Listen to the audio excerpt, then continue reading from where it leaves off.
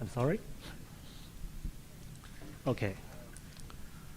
Then we will start from the challenges in the ecosystem, and then we will explore the values of the blockchains it brings to the Web2 world, and finally I will present a guideline for how to design off-chain tools focused on the privacy and automations.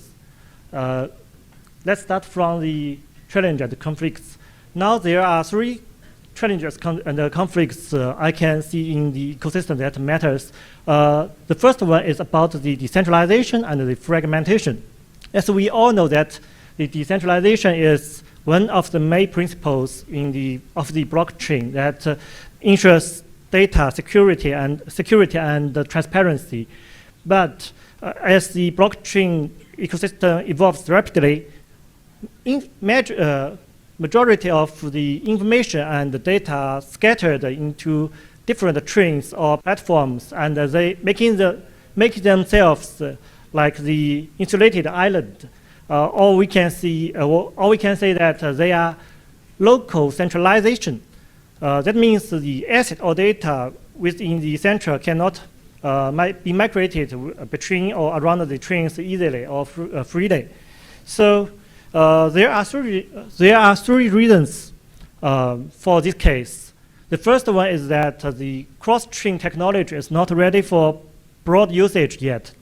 It's not safe enough, and it's not stable enough. And the second reason is that most of the projects they developed independently without interaction with others, and so they creating their own ecosystem, and they cannot work with each other, integrate with the API. They are all not standardized. And the third reason, maybe my bias, I think we have pursued the decentralization too far in the past, that we almost put everything on the chain, and now we cannot migrate them to elsewhere easily. So the second problem here is the conflicts between transparency and privacy. As we all know that blockchain's design allows transactions to be verified publicly. So the data are transparency and they are immutable. But along with that, most of the information, especially the private personal information or the privacy, are also being exposed on the chain. It is it makes the blockchain hard to be adopted in some areas, especially that privacy sensitive, like the healthcare or the finance, because anyone can track your address easily on the chain, because your address and the values are all accessible on the chain. So you are visible to everyone. And the third problem is about the user sovereignty and the learning curve. There is a saying that not your keys, not coins. It means that no one can access to your data or your assets if they don't have the key.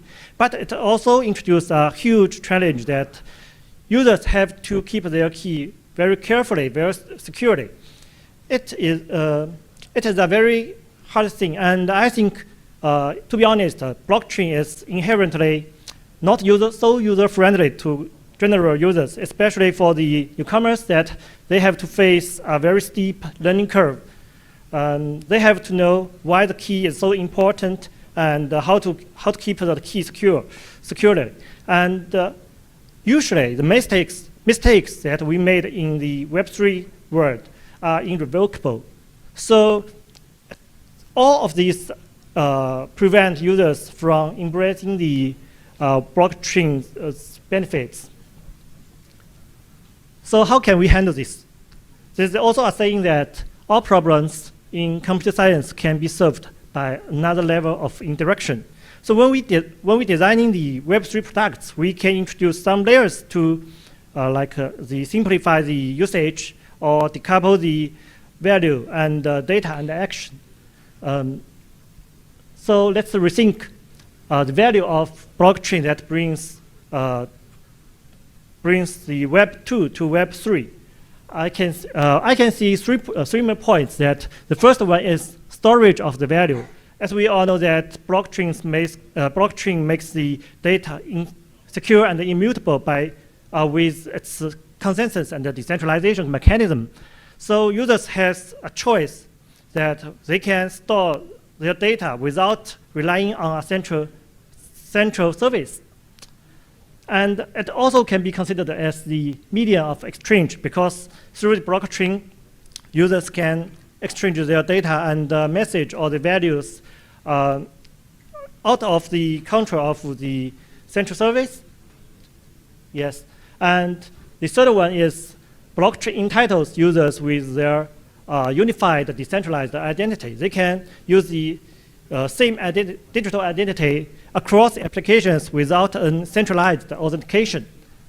So let's sort out these three values into some abstract roles that they will play in the Web3 applications. We can get these three roles. The first one is, I will say that value-centric abstraction, and the second one is the intent-centric abstraction, and the third one is the identity-centric abstraction. They are all correspond to the values in the previous slides. So when we talk about the value-centric abstraction, we are talking about the intrinsic value of the data that it delivers to users or users gains from data, rather than the data itself. What does that mean? We should move our focus or emphasis from what the data is to why it is valuable. For example, we get something token, like token. It can be, it has utility attributes, or it is worthwhile. So we can exchange these tokens with each other. If the data, the attribute was ripped from the data will be nonsense. No one will get, maybe like the, how to say that, trash in the airport airdrop that we are in our wallets will always have some dust in there, and they are always, they can be hid by some advanced wallet that because they are useless and valueless. And the second point is that we should focus on the insight that the data can deliver. We should focus on why these data are grouped and adopted, not how they are constructed or organized or why they are executed. That's not the point users should care. What we should deliver to users is that the value of data, the insight, background data, not the data itself. And the third point is that we should encourage the intent-centric interactions, because users, they are not developers. They usually don't know what to do or do something, how to do it, and sometimes they even do something in the wrong way. So we should encourage them to express what they want. Like say, if they want to make a transfer, they want to send the transaction, send the token to elsewhere. She doesn't need to know the details behind that, how the transaction fee is calculated, or how the transaction path is constructed. They just say, I want to send some token to Alice, and Alice gets this token, and everything is done. The system will handle all steps to it. So that's the point. We should encourage users to express what they want, not instruct them to how to do it. So a step further, that we will get the intent-centric abstraction. The intent-centric abstraction prioritize users' desired outputs that they are, yes, this here. The point is not how the action is performed, but the values or what the action brings. We should use guiding rather than educating, because users are not professionals, it's unnecessary for them to understand the detailed underlying technology for, like to say, how the blockchains work. I think it might be kind of difficult for them to be educated. So we should use a more intuitive way that guiding them. And the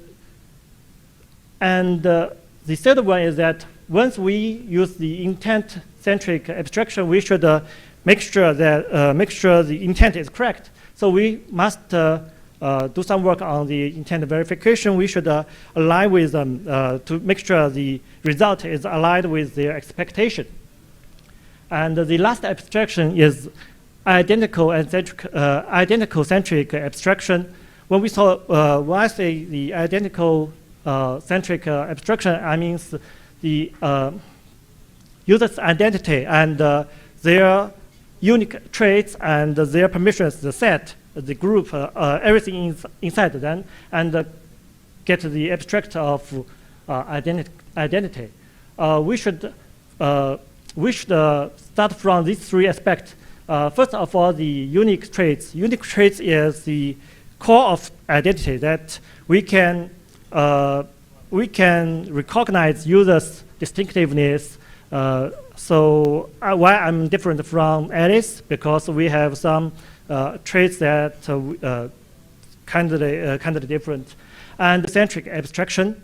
And the second one, fiber network. It compresses the intents by the channel.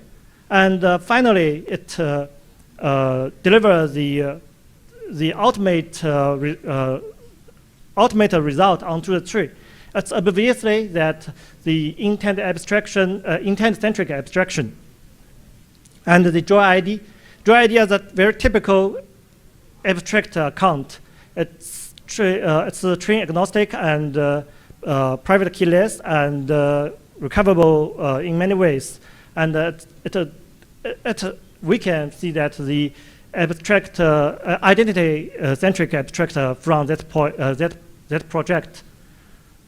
And let's step back and look at the commonality between all the projects I have mentioned. We can find another very important point that all of them do the same thing, that they move, they keep the value and sovereignty on the tree and move the data or the logic and computation of the tree. That's the new perspective that moving from on-tree solution to off-chain evolution. That's why I say the off-chain tools doesn't matter. We will apply these insights to upgrade assets. It will work in the three aspects that the identity, measurement, and the interface.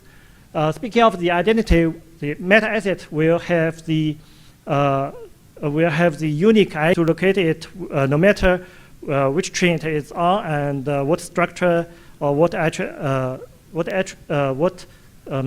specification it follows. We can locate it with the unified ID.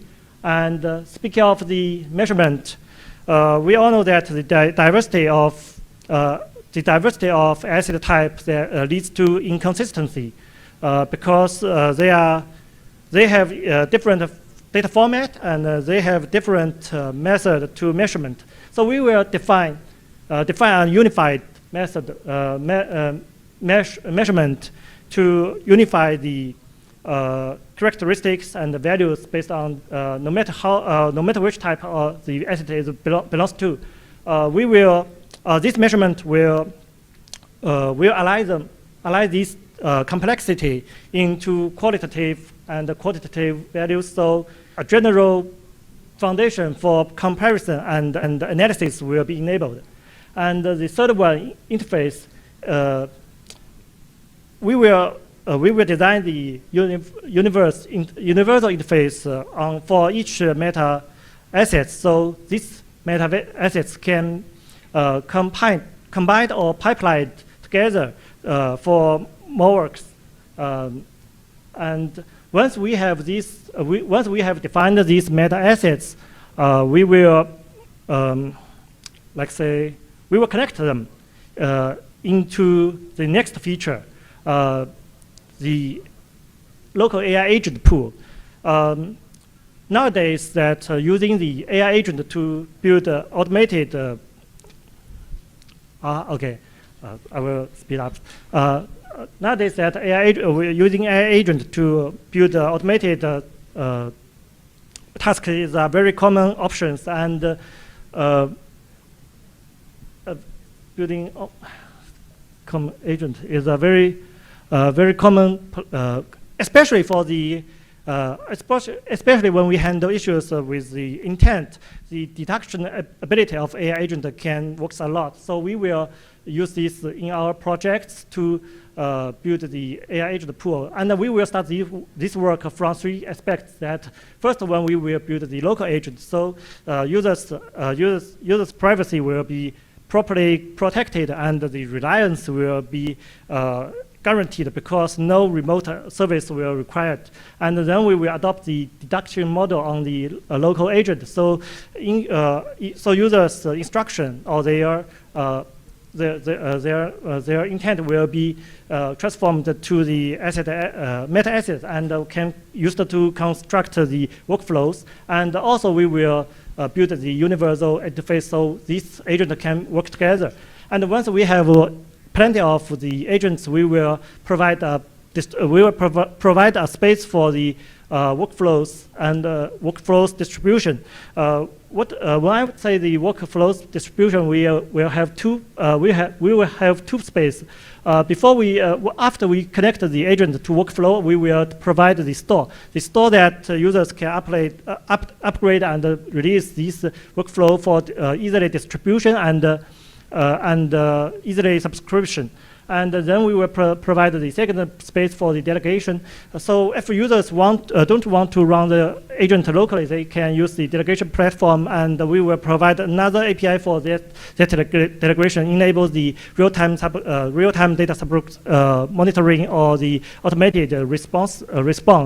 And once we have done the workflows, we will, as mentioned before, we will not guiding you. We will not educating users. We will guide users.